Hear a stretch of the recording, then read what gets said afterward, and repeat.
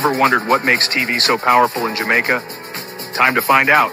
Welcome to Global TV Group 358, where television meets innovation. We're not just about shows, we're about shaping society. In Jamaica, TV keeps you informed, connects diverse voices, and supports democracy. Imagine a Jamaica where broadcasters unite, sharing data and collaborating globally. That's us, a unified voice in the TV industry. Did you know TV advertising is still king? It drives website traffic, boosts brand equity, and powers integrated campaigns. Even in an age of digital, TV stands strong, resilient in tough times. Our Global TV Deck is your treasure trove of insights and data.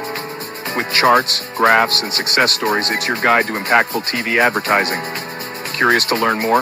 Visit our website and see how Global TV Group 358 keeps television at the heart of entertainment in Jamaica. Get ready to binge watch the future. Corruption is a vile disease that sucks and drains the health out of something good. Corruption in society is an evil moral infection that keeps community in the state of perpetual sickness. Corruption is a moral virus. It's so potent, it leaves its host sick, lethargic, and unable to realize and accomplish all that a well person can. Where corruption thrives, poverty and not prosperity thrives.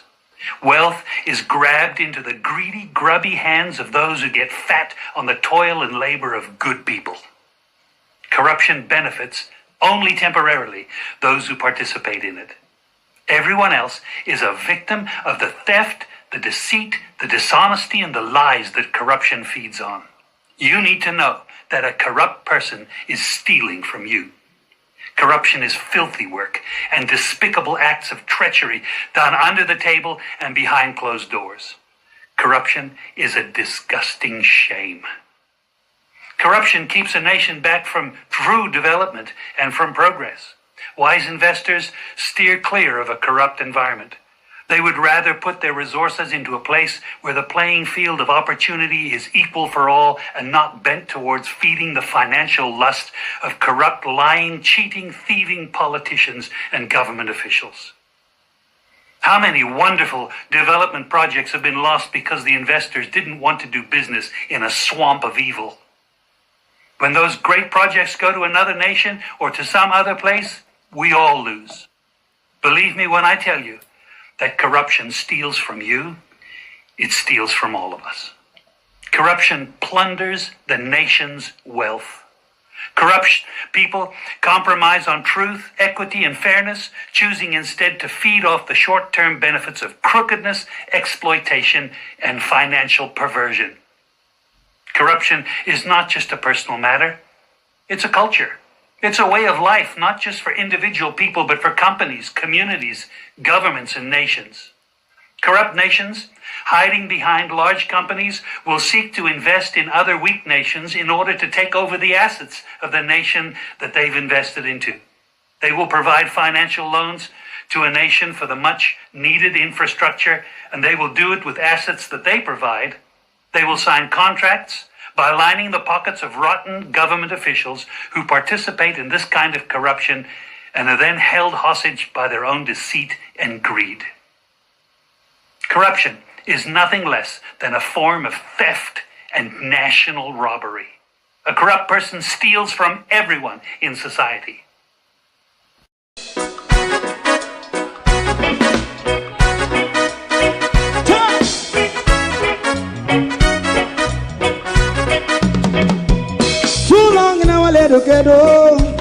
Run, keep going on, let's process. For children of Israel do really love rights. So just as I and I as a watchman around Babylonian walls. Oh, children of Israel, I shall never hold thy peace while wrong is going on. Day or night, we gonna bust down Babylon walls. Prepare the way, prepare the way for your people. Let's go. Fight down war and crime, fight down. Me say Rastafari, war and crime, and do that righteousness. And we love. I will love Jaja, I will love Jaja, yeah, we love Jaja, we love Jaja, we love Jaja, Rastafari, preserve all people.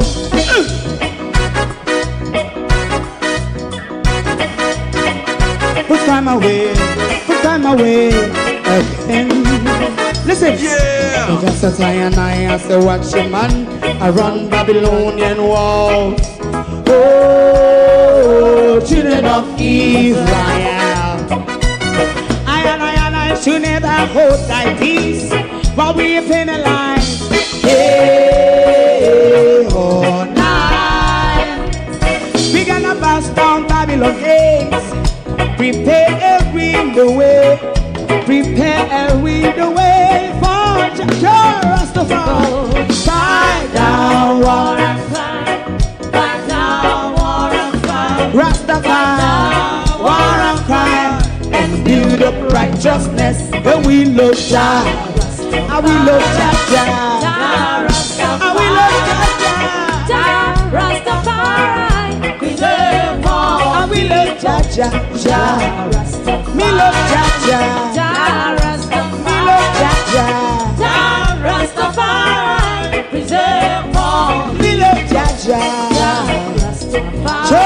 Rastafari. Yeah, the next song is going to be the last song for tonight, and then DJ Twink.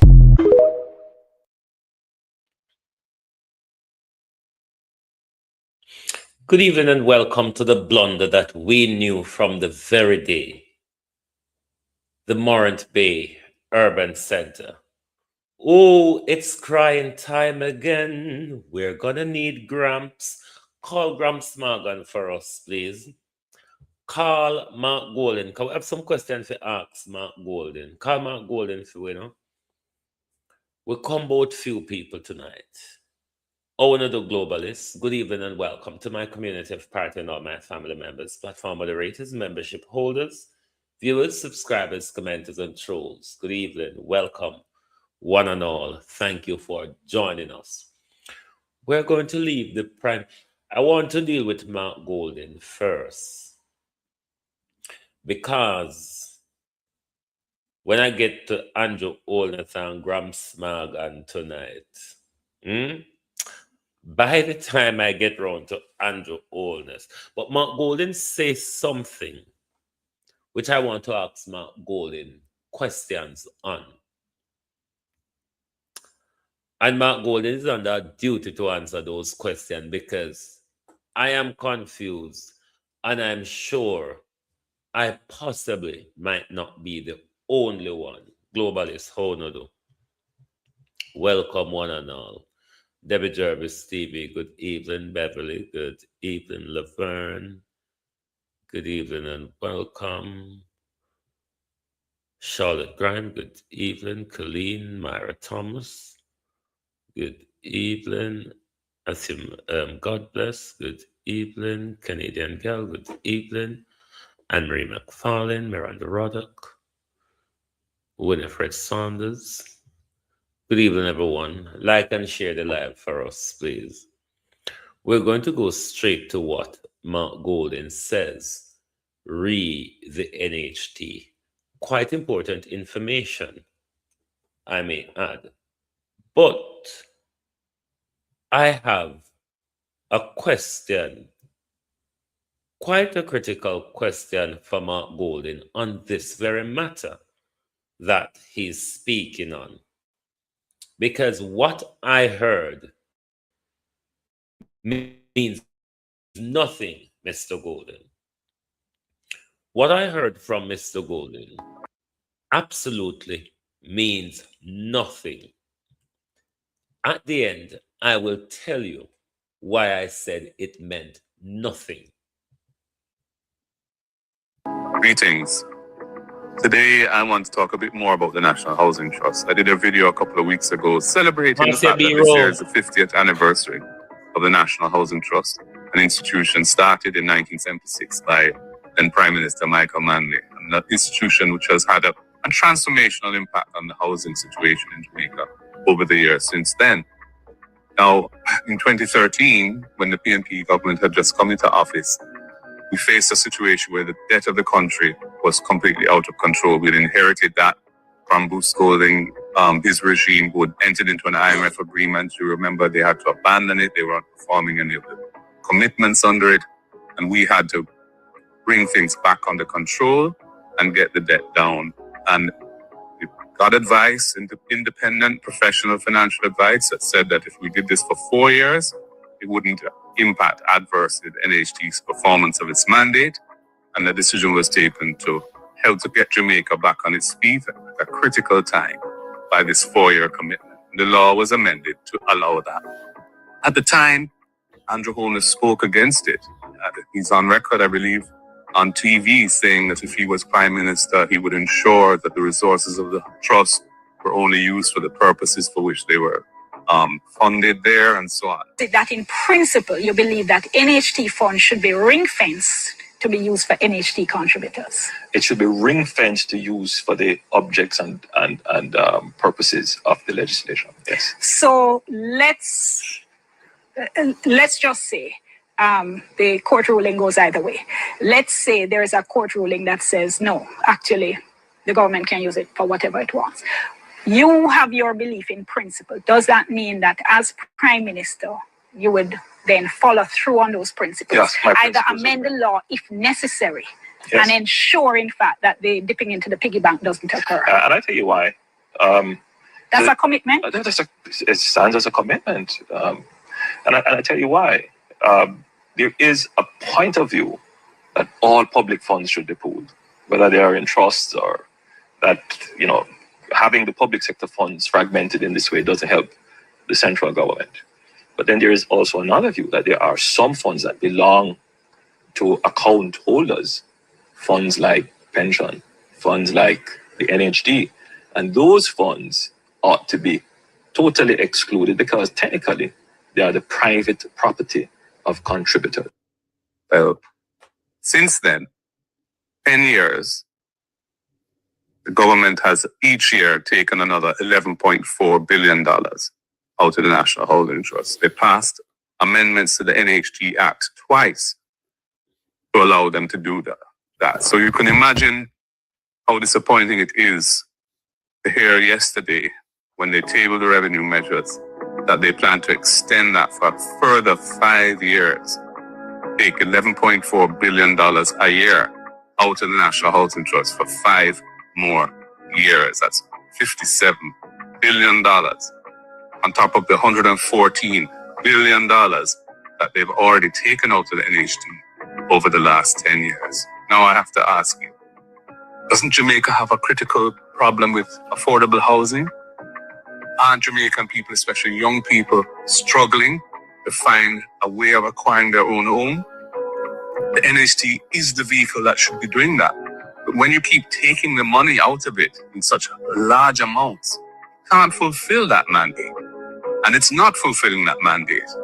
And that is why in the PNP's manifesto in the last general elections, we committed to stopping that.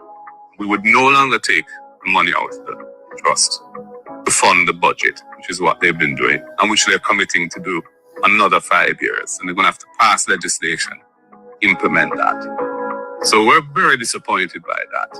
And we think it doesn't make sense anyway. Even if you were going to do it for 1 more year, because of the problems due to Melissa and trying to work out how to fund the budget, that would have been bad and not so bad. But to say now that you're going to spend it for 5 more years, when housing is such a problem in the country, what about the 40,000 people who lost their homes in Melissa? The NHT should be playing a much bigger role in getting them back on their feet in new housing. And the 90,000 additional people who had severe damage to their roofs and so on. Why are you depleting the NHT of resources as an agency set up for dealing with situations to do with housing? Put it into the general part of the budget where it was spent on wages and salaries and what have you. So we don't support this, and I certainly am very disappointed that they are coming with it. And, I'm going to try my best to persuade them to think again, because there's no way we can support 5 more years taking the resources of this level out of the National Housing Trust, especially in its 50th anniversary year. Of course, I'm aware that the revenue measures include a large tax component as well, and I will be. We are disappointed, he said. We are going to persuade them, he said. We want to hear definitively, Mark Golden, from you. If it is that the Prime Minister requires the 2/3 majority to amend the legislation to take another $57 billion out of NHT for the next 5 years, will the People's National Party, Mark Golden, vote along with the government in your disappointment for the government to pass the amendment in order to continue fleecing contributors' fund, especially contributors? You ought to be asking the opposition, will you vote with the government? If you're unable to persuade the government, Mark Golden, and I think you need to answer this to us, answer this to the NHT contributors.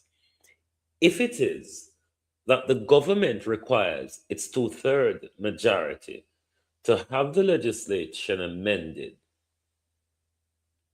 or is it a simple majority? Which one is it that the government requires to have the legislation amended? And if it's a 2/3 majority, will the People's National Party vote along with the government, Empress Deb, the easy jerk, Kawanado? Will the People's National Party vote along with the government to continue to fleece contributors' money? It makes no sense Mark Golden come out here and tell us about his disappointment or tell us that he's going to try and persuade them. We want definitive speaking from the opposition. Under no, if you are this disappointed, what we need to hear from you, under no circumstances, we are going to support the amendment to continue fleecing the public's, the contributors' fund. We don't need to hear that you're disappointed. We don't elect leaders to be disappointed. We elect leaders to act. And as a leader of the opposition, we expect you to oppose the government continuous fleecing. The government must come up with a plan to divert that 11 billion a year into assisting people who damaged by Melissa to get back on their feet into housing. That's what the opposition need to be pushing for. So we don't really care about your disappointment, Mark Golden. What we care about is knowing, will the People's National Party, if the government, if you, Mark Golden, and the PNP are unable to persuade Andrew Holness as you hope to, what will be the next move? Will you vote along with them to continue to fleece the contributors' funds? Or will you use your vote to stop him? That's what we want to hear. We don't want to hear that you're whatever is about it. That's not important to us. That doesn't protect contributors.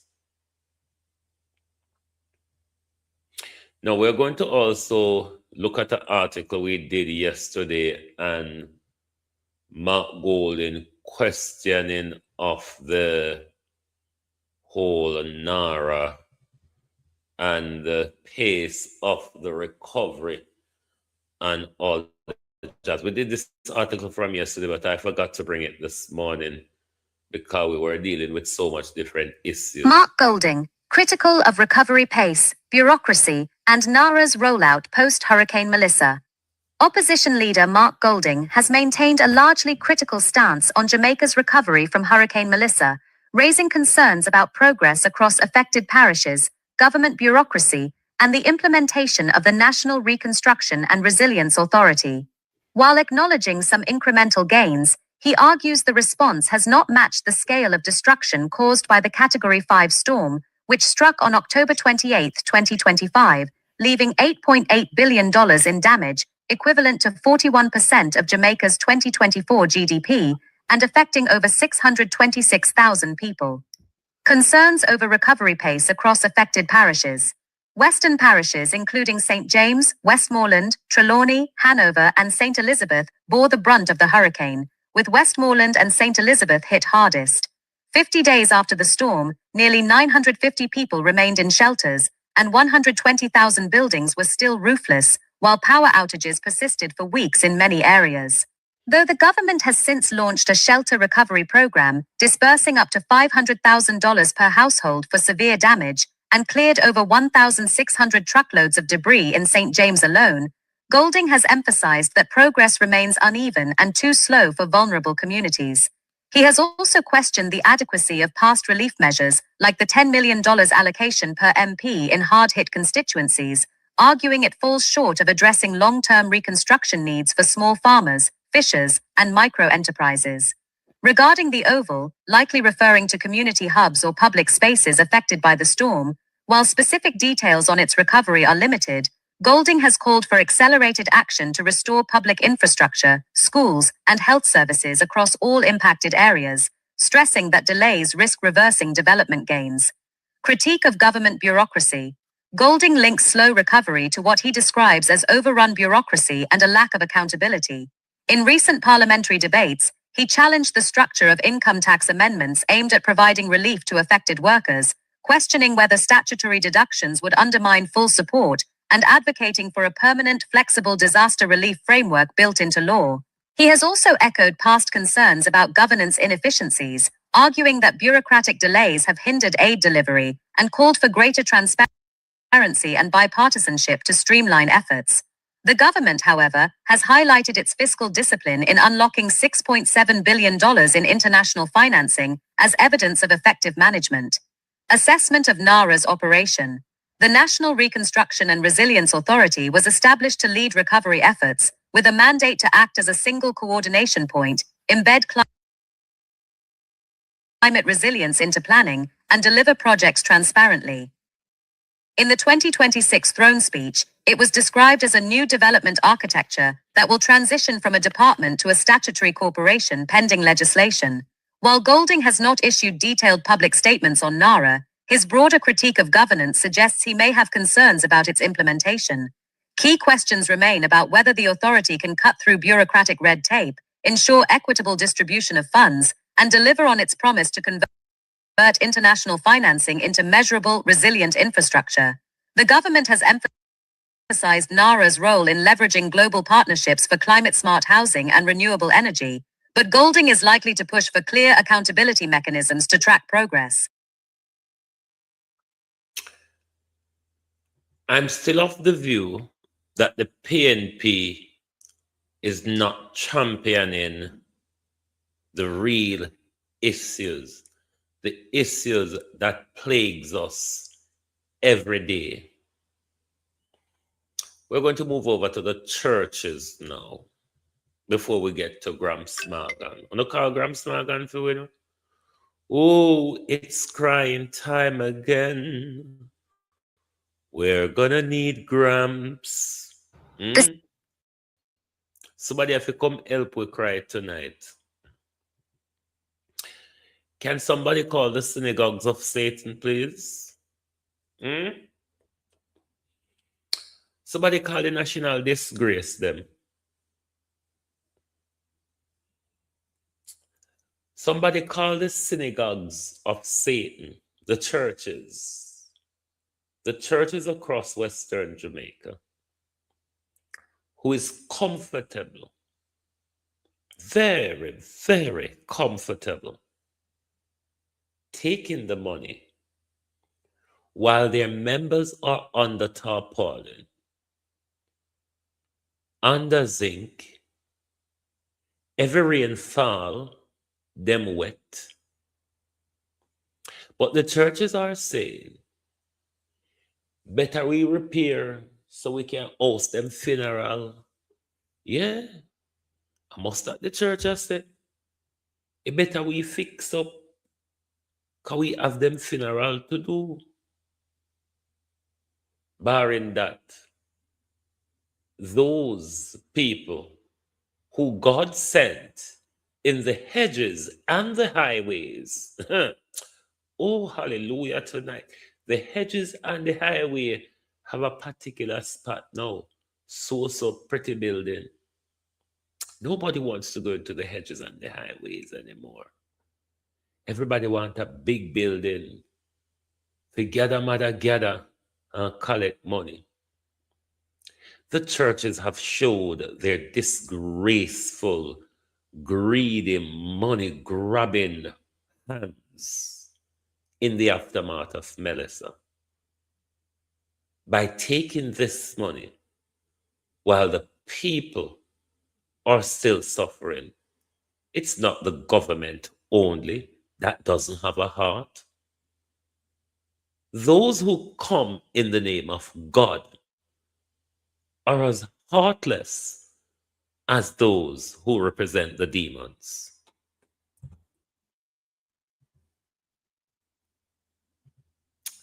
Let's listen to this article. When we do, then we'll come back. The $75 million church aid plan, a controversy at the heart of governance. The Jamaican government's $75 million church cleanup and restoration initiative, part of the post-Hurricane Melissa National Cleanup Program, has sparked significant debate, with tensions flaring between Prime Minister Andrew Holness and backbencher Everard Warmington. While the plan aims to support hurricane-affected churches in western parishes with debris removal, minor repairs, and structural improvements, it raises critical questions about resource allocation, governance priorities, and the role of religious institutions in public life. The government's rationale. Prime Minister Holness has clarified that the funding is targeted at immediate recovery needs, not full rebuilding, and emphasizes churches' role as community hubs that provide essential services beyond religious worship, such as hosting meetings and supporting vulnerable groups. All 105 applicant churches in St. Elizabeth have been verified, with shortlisting underway following the February 6th application deadline. The initiative is framed as a response to widespread damage that has disrupted both spiritual and community life in affected areas. Points of contention. Resource allocation priorities.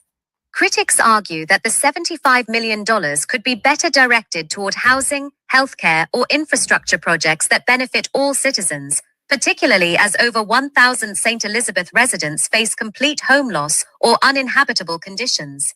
This raises concerns about whether public funds should prioritize religious institutions over secular needs, even when those institutions serve community purposes. Accountability and transparency. Warmington, known for his outspoken stance on public fund management, has previously clashed with the government over partisan distribution of resources. While his specific objections to the church plan remain unconfirmed, his history of advocating for equitable spending suggests he may question how funds will be allocated, monitored, and ensured to reach all affected communities, regardless of religious affiliation or political alignment. Secularism and state-religion relations.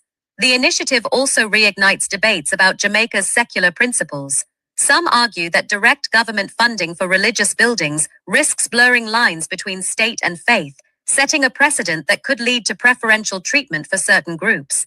Comparisons to international cases, such as Argentina's public outcry over church restoration funding or India's debates about state support for religious institutions, highlight global tensions around this issue. Broader implications. The controversy underscores deeper challenges in balancing heritage preservation, community needs, and fiscal responsibility. While churches play a vital role in Jamaican society, the debate forces policymakers to confront difficult questions. How should public funds be prioritized in crisis recovery? What safeguards ensure equitable access to support? And how can the state uphold secular values while recognizing the social contributions of religious organizations? As the shortlisting process moves forward, the government must address these concerns to maintain public trust and ensure the initiative delivers meaningful benefit to communities affected by Hurricane Melissa. Andrew's out of office. I can't tell the amount of time this youth violate him out of office. Now, the government is having a national cleanup campaign.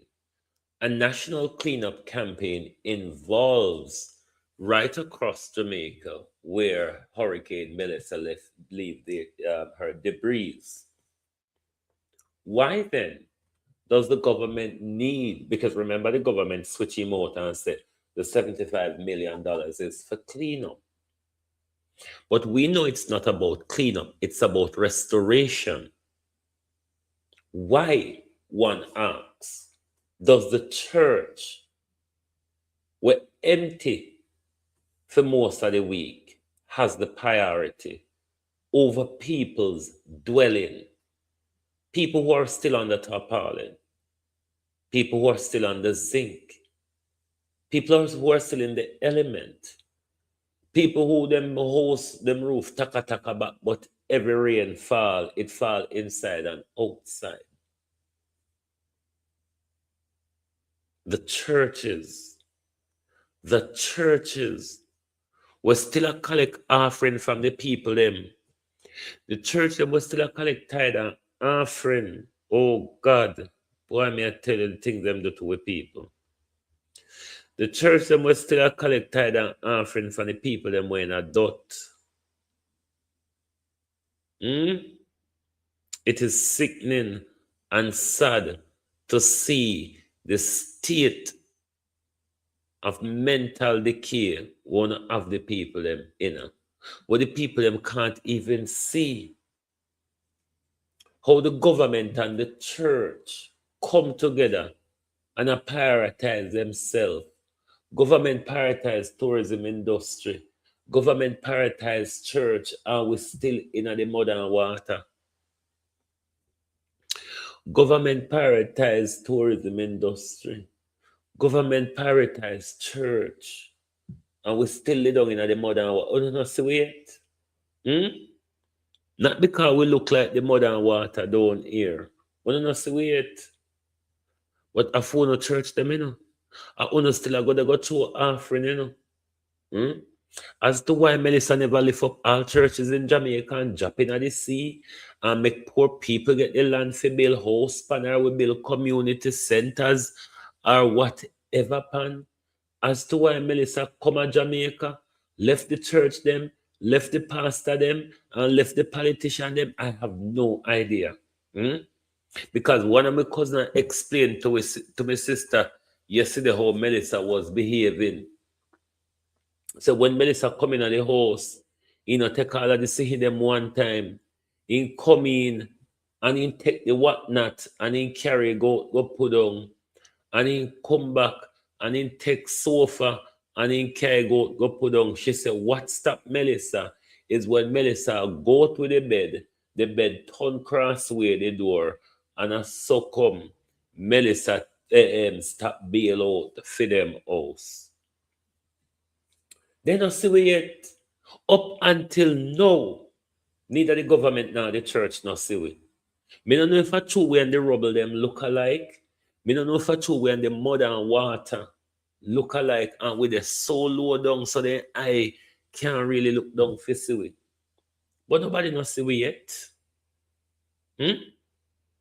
Tourism sector get, church get, tourism sector get a ear tax break. We have to pay new tax. Nobody not see we, only not see it. Only not see everybody just a step over we. This is disgraceful to see how the church is behaving over money we donated to the Jamaica people. Over money we donated, we insurance, but then I get JPS not get to. Hey, Jesus. of mercy. Are we alone in a fashion? Hmm? One of us sister, we know in a fashion. Hmm? Morant Bay We Urban know in a Centre. fashion, you know. We no pardon the wrong spelling, Panama. Me have to go correct it later, but the wrong spelling corrected everywhere else. All you don't know what is say we know in a fashion. JPS get the whole of our insurance money. Lynette Jenkins, how are you? Philly Wagwan. Remember saying, you know, JPS are the first we get all our insurance money, then just tuck up here and choke JPS. So just poof. Then tourism sector get, church I get, and to date, I know if we name no call, you know. I know nobody no see with the adult Sonia Barracks Byron. Oh no do. I know nobody no see we adult. I know everybody name a call. Money a share up left, right, and center. Everybody I get. I know nobody can call for we name. We're not involved in the Melissa. And never we Melissa lick down a dot. I never feel we host Melissa pulling a sea. I never feel we host Melissa catter all over Westmoreland and St. Elizabeth. No, it's not.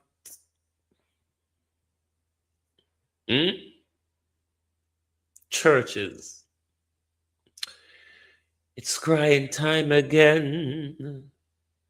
You're gonna need me. I can see the faraway look in your eyes. And I can tell you by the way you hold me, darling. And it won't be long. When I call Gramps, you know, we need somebody for help. Because when Gramps did a walk and cry, you know, I never really the crying time that time there, Ivan Bradford. I never really the crying time that time there when Gramps did a cry. And now we want help for cry. So somebody try call Gramps, tap him on his shoulder and tell him say, this year a something for cry about. Not when him there walk and shed crocodile tears span. Not the Gramps will go all over, so he go all over the world. And him never see anything like this. Before no call Gramps, tell Gramps so we need. And no, we need murder balling. And no, we need murder balling Gramps. Because when you there cry, and you play something, see we have reason for cry, you know.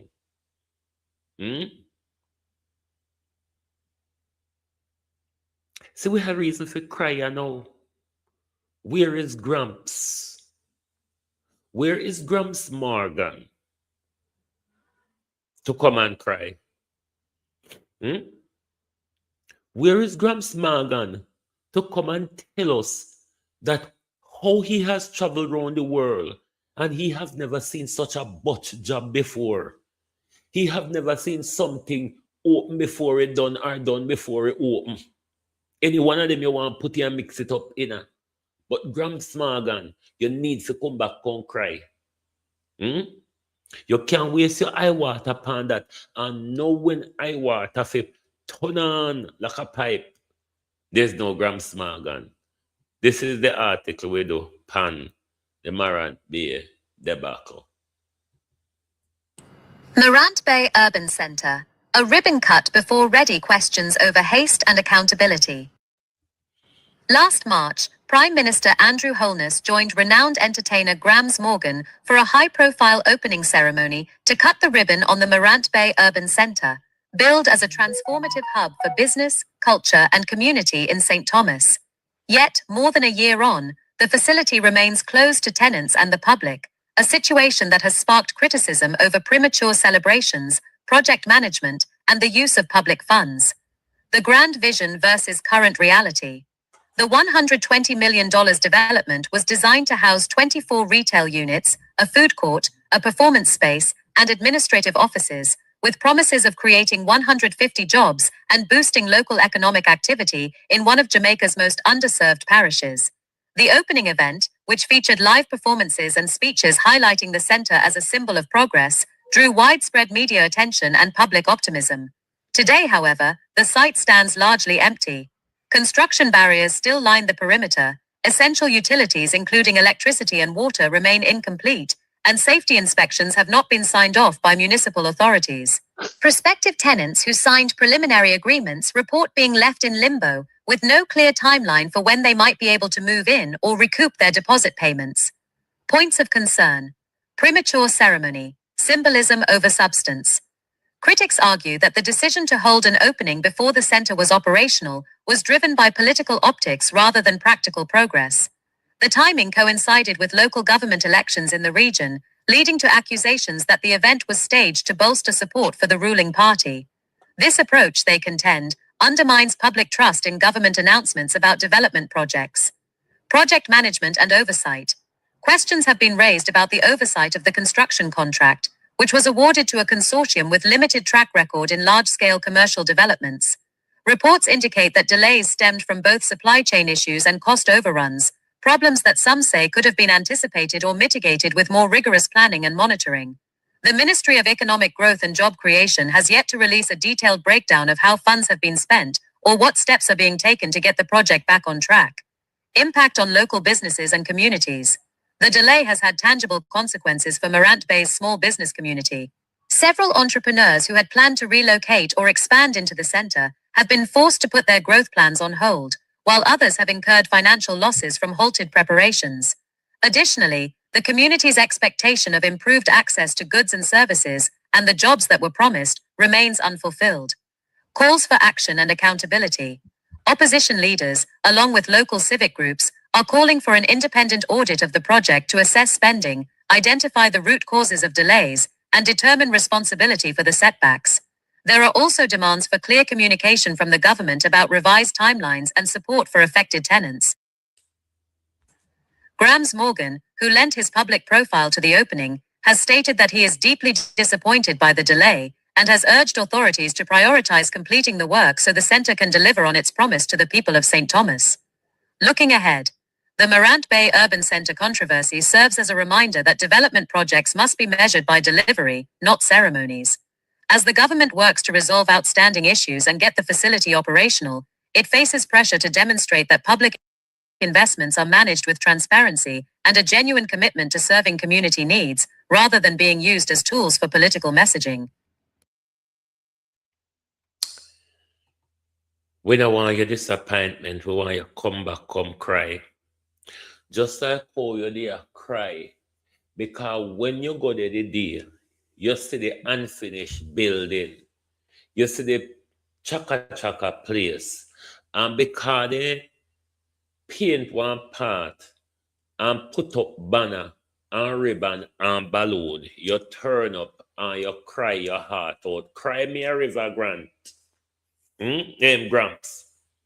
Cry me a river, Gramps. You need to either come back home, cry over the river, or dry up the river. Granny Rhinoceros. Granny Rhino. Yes, lady over there. The day after the urban center, the ribbon cutting, and the urban center was said to be open, everybody knew the day after Granny Rhino that it was a sham. It was an election sham. It was a ploy. So me don't know what Cliff Hughes, Granny Rhino, a Kongwan now, like, oh, this is shocking. It is so surprising. From the very next day, everybody did know, say, water no dede, electricity no dede, toilet facility no dede. So what Granny Rhino going surprise about? Diane Campbell, oh, you do. What Granny Rhino I go and surprise both. Because from the day after Morant Bay Urban Center ribbon cut and balloon bus. Because that's all happened up there. Cut ribbon and bus balloon. Because remember, say the government and a franchise friend them never even open the KFC till quite close to the election when they want to use KFC by vote.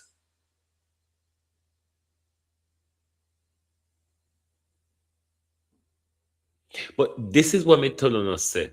Me don't like entertainers and celebrity. Because these people, everybody use we as a profit. And let me tell you what I mean. Dirty Gram Smagan with the dirty old map on his head. They call themselves Rasta. And this is how these people commercialize things that they don't believe in. Because Gram Smagan them say them a Rasta, rent a Jed, map a Jed, or whatever. Me don't know which one he categorize himself as. But I can't be the real one. Because if I did the real one, Rastas don't conjure up and lie with the government and lie to the people. When Scrams Morgan come out and I cry to no, that was a deliberate lie. When Grams Morgan telling us say him travel the world and him never seen nothing like this before, that was a sin against God and man. It wasn't just a source of lie, you know. It was a sin against God and man when Gramps Morgan come out, come tell we say, because Gramps Morgan turn up there and say, a rickety tickety. Not finished there, not ready there. But Gramps Morgan come out, come chicken out. And this is how them play upon African Rastafarian with them music and trick people while they don't believe. They don't believe in a way them a sing, tell you say. They don't believe in it. You don't feel shame, Gramps Morgan. You don't feel shame. How you put yourself up for the very day. For the very day we know say you was a wicked and a liar. Because when you go to go cry, and when you go to go say you travel the world and you never seen this before, and that's how we know you never good. And that's how we know you never somebody. But on broke off one limb at the off of the tree of culture and on use it and commercialize it and profiteer for yourself. But do you really care about culture and do you really care about the people? That you could stand up in public and lie to us like that and know when enough you come out here, come cry. No one if you come out here, come cry when you're disappointed. We want to know out here for a ball and roll and a wall and a dot. And that happen when disgrace happen. So don't come out here, come talk about you're disappointed. What your disappointment can do to the problem? You tricked a lot of people when you went up there and cry. At least the idiot labor right them you tricked. You probably tricked some even some cultural Jamaican. You have some people who believe one celebrity sister or one pastor sister it goes up with you. I have to follow it and I have to believe in it.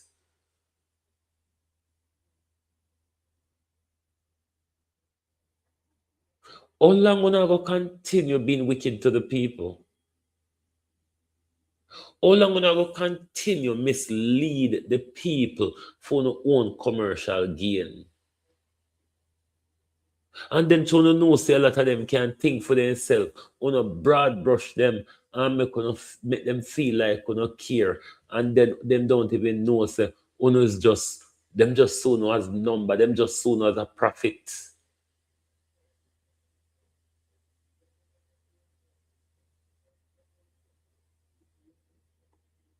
It is really disturbing. the contempt that these people have for us. You know what is sad though? These are the people that our people look up to. Politician, pastors, and celebrities, and those in the Epstein file, of course. The rich and powerful. Yeah, I be them on look up to. Uno no shame. Uno no shame say all of the people them want to look up to, the whole world I look down upon now.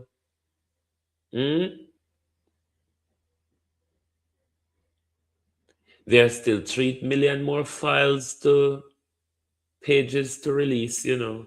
It's not over yet. It's going to get more disgraceful. Is it not time for the PNP and the JLP to have a consensus and remove us from the pedophile household? But then again, if Andrew Holness is taking orders from pedophile Donald Trump, what on earth do you expect him to do other than be on his bended knees?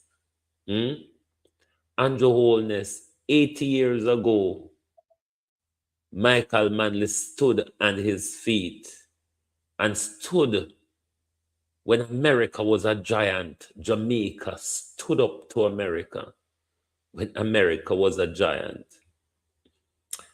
Poor old America and her Zimmer frame. Jamaica is on her knees to Zimmer frame America. We were the first country in the 50s or so on, I believe, to stop doing business with apartheid South Africa. We led the way on the rebellion against apartheid South Africa. Look at us now. We can't even speak on Venezuela. We can't even speak up for Cuba. All right? Look at us. Look at what our youngest prime minister has taken us to. Into dictatorship.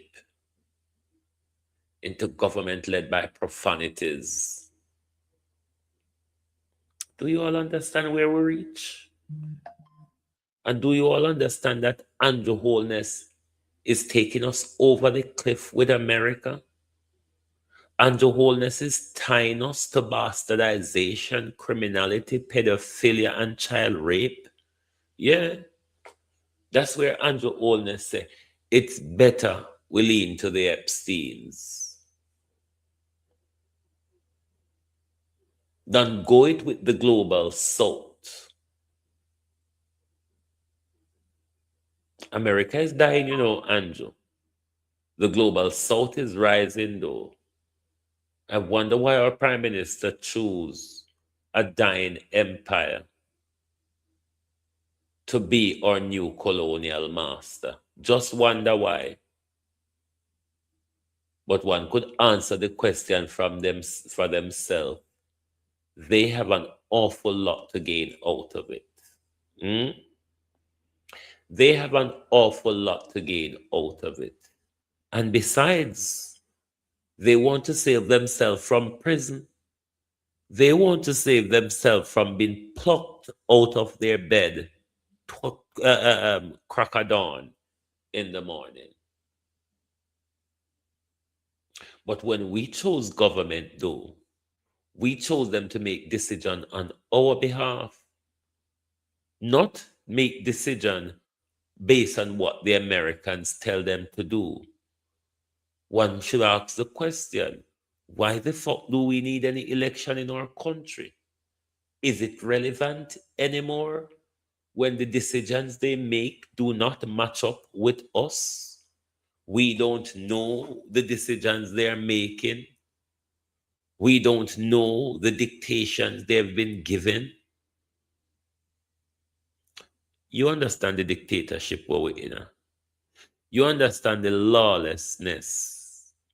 Andrew has clinged to a president a pedophile president. A president have no respect for international law. A president have no respect for the American Constitution. And Andrew Holness think that is the better way. I mean, Cuba stuck it out and has done much better than Jamaica, much better than Jamaica on the education front, on the science front. What have we done in science? Ask your leaders on your academic. What have we really done in science? Anyway, one's going to go to their bed. Thank you very much for being here tonight. Lovely to have your support. Continue to interact with our articles on Facebook, and it will also lead you to the website. Russia is preparing aid for Venezuela in crude oil and gas. We're keeping our eye on that. I'm sure some of you who have or up or visit our website, you would have seen we put out an article on that as well. Sir P said, in relation to Mark Shields, Ironman is a place where any Anglo-Saxon would be one of the loyal place.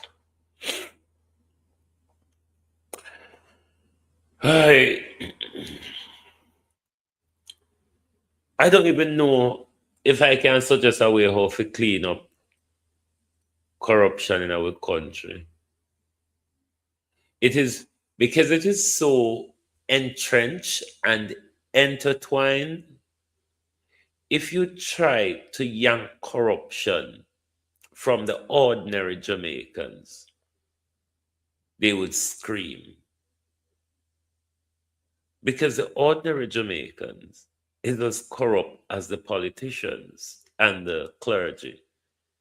The difference is they don't benefit from the corruption. That's the only difference.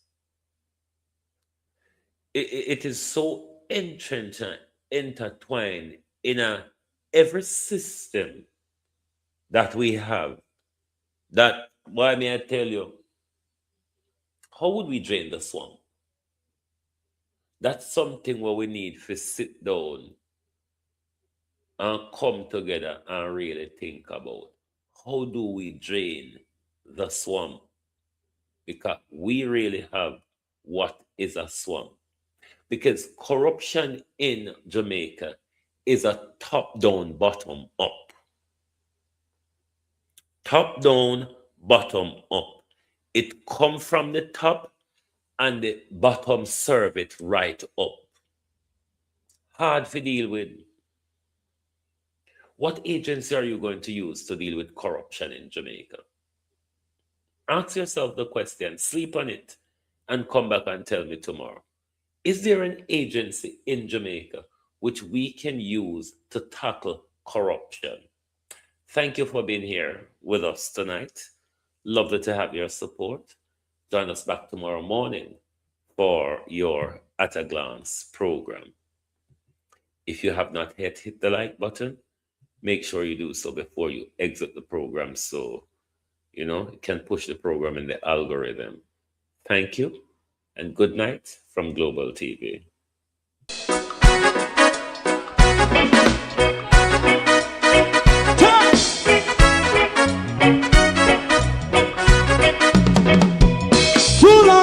Together, run, keep going on, less process. For children of Israel do really love rights. So just as I and I as a watchman around Babylonian walls. Oh, children of Israel, I she never hold thy peace. What wrong is going on? Day or night. We gonna bust down Babylon walls. Prepare every the way. Prepare every the way for your people. Let's go. Fight down war and cry.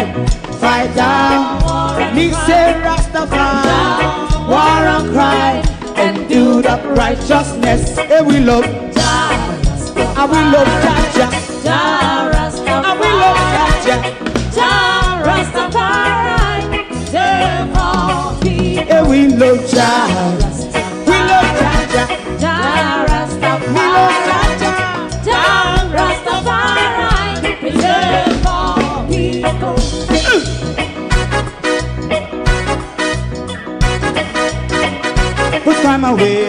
Put time away again. Listen, yeah. Just as I and I as a watchman, I run Babylonian walls. Oh, children of Israel, I and I should never hold thy peace, but we penalize. Hey, oh, night. We gonna pass down Babylon gates.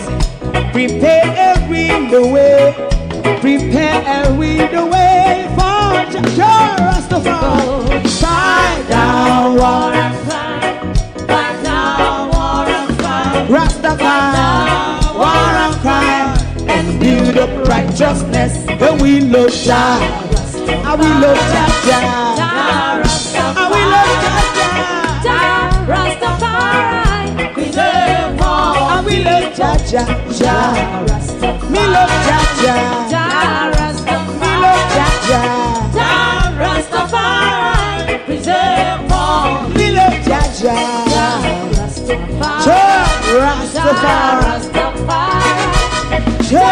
Rastafari. Yeah, the next song is going to be the last song for tonight, and then DJ Twink.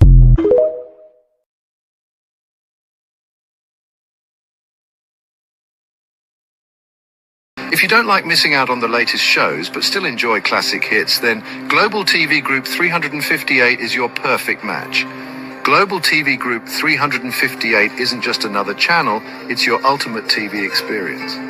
From breaking news to binge-worthy dramas and timeless classics, we've got it all. Our unique blend of original content and global favorites means there's something for everyone. And guess what? With GTVG's seamless streaming, you can watch anywhere, anytime. Plus, our interactive features let you be part of the action. So, whether you're a seasoned binge watcher or a casual viewer, Global TV Group 358 is here to keep you entertained day and night. Don't just watch TV, experience it with Global TV Group 358. Subscribe now and never miss a moment.